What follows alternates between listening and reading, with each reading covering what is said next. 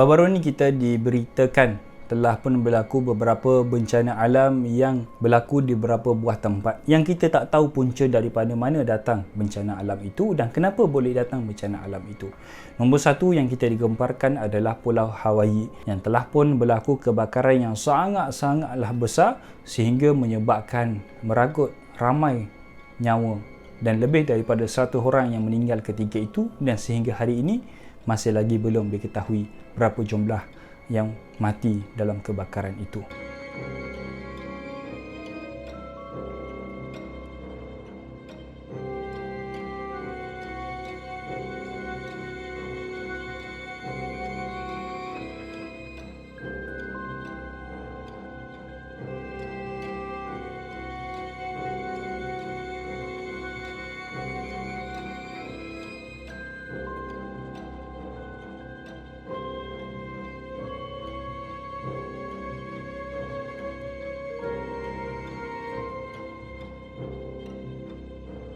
Begitu juga kita tengok berlaku kebakaran di Kanada.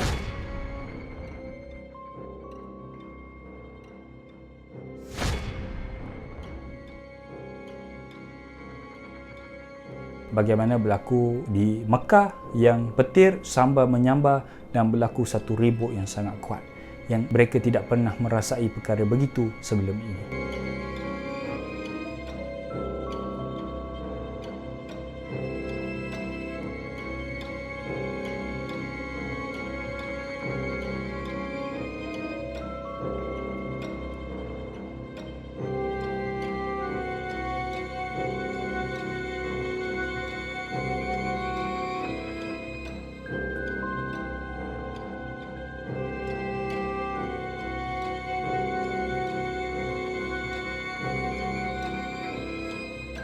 Adakah bencana alam ini sebagai satu tanda Allah murka kepada manusia? Adakah satu bencana alam ini sebagai tanda yang kiamat hampir dekat? Wallahu a'lam. Kita boleh tengok bagaimana Pulau Hawaii yang sebelum ni menjadi satu tarikan pelancong pergi kepada Pulau Hawaii untuk healing, untuk relax, sebab di sana kita tengok pulau yang cantik, air yang jernih, pusat perindustrian, pusat pelancongan yang baik, tempat yang sesuai untuk pergi belancong. Negeri ini terletak di gugusan kepulauan di tengah lautan Pasifik. Barat daya benuanya adalah Amerika Syarikat, tenggaranya adalah Jepun dan barat lautnya adalah Australia. Negeri ini diterima dalam Amerika Syarikat pada tahun 21 Ogos 1959 dan ibu negerinya adalah Honolulu yang terletak di Pulau Okinawa. Negeri ini terdiri daripada kepulauan Hawaii yang merakumi lebih daripada 2,400 km gugusan kepulauan dan gunung berapi, dan kebakaran ini telah pun berlaku yang menyebabkan kemusnahan yang paling teruk sepanjang sejarah mereka di sana. Segala rumah, bangunan, kereta dan sebagainya kesemuanya hangus di jila api dan mereka pun terkejut dengan kejadian begitu. Dan puncanya masih lagi belum diketahui sampai ke hari ini. Ada satu video yang menunjukkan ada satu petir menyambar satu pokok dan daripada pokok itulah menyebabkan kebakaran yang makin besar. Wallahu a'lam. Tetapi kita boleh tengok beberapa waktu sebelum berlakunya kebakaran ini, bagaimana penduduk setempat di Hawaii mereka menunjuk perasaan, buat satu demonstrasi perarakan jalanan menunjuk perasaan mereka inginkan kebebasan dalam memilih pasangan. Mereka ingin kebebasan untuk memilih pasangan, tak kisahlah pasangan itu sesama lelaki ataupun sesama perempuan ataupun transgender. Mereka inginkan kebebasan begitu. Kata mereka manusia memerlukan kebebasan. Itu yang mereka nak perjuangkan dan mereka bangga dengan perjuangan mereka. Sebab itulah dalam video, dalam gambar menunjukkan mereka angkat spanduk, buat poster, buat banner, buat pakai pakaian yang tak senonoh.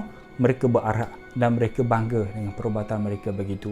Begitu jugalah berlaku di Kanada. Di Kanada, di media sosial mereka buat live, upload di media sosial, masuk televisyen. Mereka bangga dengan perbuatan transgender, lelaki sama lelaki, perempuan sama perempuan. Mereka suka lari pada fitrah yang asal. Adakah mereka lupa apa yang berlaku kepada kaum Lut, tempat yang dimusnahkan oleh Allah sehingga hari ini masih lagi ada? Adakah mereka lupa bagaimana kaum Lut diterbalikkan bumi? Adakah mereka nak cabar Allah Subhanahu Wa Taala? Wallahu a'lam. Sebab kita tengok apa yang diperjuangkan oleh mereka lari daripada fitrah seorang manusia. Bagaimana Allah jadikan seorang manusia berpasangan lelaki dan perempuan, perempuan dengan lelaki. Bagaimana seekor binatang pada hari ini kita tengok dia tidak memilih binatang jantan akan pilih binatang betina akan suka kepada binatang jantan. Tidak sebaliknya, binatang jantan akan suka kepada binatang jantan. Tidak, tak pernah lagi dilihat oleh manusia, sebab binatang pun tahu fitrah mereka yang mana, jantan ataupun betina. Kalau betina, mereka akan dekati. Kalau jantan, mereka akan jauhkan diri. Itulah yang berlaku kepada binatang. Adakah manusia pada hari ini lagi teruk daripada binatang? Adakah manusia pada hari ini tak boleh nak terima fitrah yang asal yang mana telah pun ditetapkan oleh Allah Subhanahu Wa Taala? Ingat, seandainya Allah murka, Allah turunkan musibah kepada bumi, bukan hanya kena kepada golongan yang dimurkai, golongan yang buat kemungkaran, tidak. Tapi akan kena kepada semua, baik beriman kepada Allah, tidak beriman, semua akan kena bala, akan kena musibah daripada Allah Subhanahu Wa Taala. Nak elak daripada musibah, sebab itulah Islam mengajarkan kepada kita satu kaedah, amar ma'ruf dan nahi mungkar. Dengan amar ma'ruf nahi mungkar inilah kita boleh mengajak orang-orang ramai buat kepada kebaikan. Kalau orang ramai buat kebaikan, kita tegur, kita cegah dan sebagainya. Tapi masyarakat kita pada hari ini sedih, pantang ditegur. Tegur sikit terus melenting, tegur sikit terus naik angin. Yang lebih teruk lagi, tegur maki pula orang yang menegur, kata penunggak agama kamu ni bajet baik dan sebagainya. Mereka tidak ingin menjadi teguran itu sebagai satu nilai tambah yang baik kepada diri mereka. Adakah mereka lupa sesungguhnya perangai mereka yang benci kepada orang menegur ini adalah perangai umat Nabi yang terdahulu? Bagaimana umat Nabi terdahulu mereka benci kepada Nabi mereka? Sebab Nabi mereka selalu menegur perbuatan mereka. Sebab perbuatan mereka salah, Nabi mereka tegur sampai satu tahap mereka benci kepada Nabi mereka. Sebab itulah mereka membunuh Nabi mereka, membakar Nabi mereka, mengancam bunuh, mengejar Nabi mereka. Sebab mereka benci kepada Nabi mereka. Itulah yang berlaku umat terdahulu. Adakah orang pada hari ini nak mengikuti umat yang terdahulu, benci kepada Nabi mereka? Tengok apa akibat dia, dimusnahkan oleh Allah, diberi azab oleh Allah. Belajarlah kita daripada sejarah. Janganlah kita ulangi sejarah yang sama. Jadilah seorang manusia yang tidak menyusahkan manusia yang lain. Sebab daripada perbuatan inilah boleh mengakibatkan satu kemukaan Allah Subhanahu Wa Taala kepada semua manusia pada hari ini. Sebab itulah, kalau di antara kita ada yang tidak menjalankan amar ma'ruf nahi mungkar, maka tunggulah azab Allah akan turun.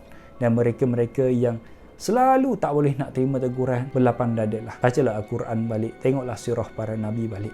Bagaimana umat-umat terdahulu, bila mana mereka benci kepada nabi mereka, mereka akan membunuh nabi mereka. Sebab nabi mereka menjalankan tugas amar ma'ruf dan nahi mungkar.